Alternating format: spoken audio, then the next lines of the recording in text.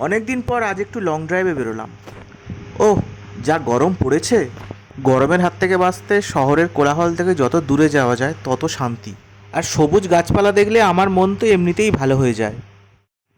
তবে এই রাস্তাটা কিন্তু খুব সুন্দর। আরে, কোথায় যাচ্ছি সেটা তো বলা হয়নি। এখন যাচ্ছি ক্যানিংয়ের দিকে। বন্ধুরা, আপনারা নিশ্চয়ই ক্যানিংয়ের নাম শুনেছেন। ক্যানিংকে বলা হয় সুন্দরবনের প্রবেশদ্বার। আর একটা কথা এই প্রসঙ্গে বলে রাখি, আপনারা যখন বাইক চালাবেন সবসময় কিন্তু হেলমেট ব্যবহার করবেন। এই দেখুন, কথা বলতে বলতে প্রায় ক্যানিং পৌঁছেও গেলাম। পথে একটু দাঁড়িয়ে ব্রেক নিয়ে নিলাম। এটা হলো লর্ড ক্যানিং সাহেবের বাড়ি। তবে বাড়ির আর এখন কিছু অবশিষ্ট নেই, প্রায় ধ্বংসস্তূপে পরিণত হয়েছে। জায়গায় জায়গায় গর্ত আর সাপখোপের আড্ডা। তবে আশেপাশের যা পরিবেশ তার সাথে বাড়িটি কিন্তু বেশ মানানসই। ক্যানিং সাহেবের বাড়ির খুব কাছেই কিন্তু মাতলা নদী।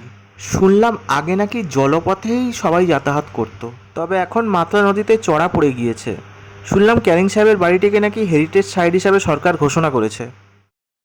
ক্যানিং সাহেবের বাড়ি দেখার পর আশেপাশটা ঘুরলাম। আরে বাস, ম্যানগ্রোভ ফরেস্ট!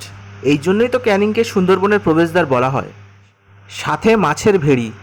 পাড় দিয়ে যাওয়ার সময় মাছ দেখা যাচ্ছে কিন্তু ছোট ছোট। ম্যানগ্রোভ দেখে বাঁধের ওপর আবার ফিরে আসার সময় আমরা নিজেদের মধ্যে একটা দৌড় প্রতিযোগিতা খেলে নিলাম। মাটির রাস্তা দিয়ে দৌড়ে বাঁধের ওপর ওঠাটা কিন্তু দারুণ মজাদার ছিল। তবে যাদের এই ধরনের ঢাল রাস্তায় হাঁটার সেরকম কোনো অভিজ্ঞতা নেই, তাদের কিন্তু একটু সমস্যায় পড়তে হচ্ছিল।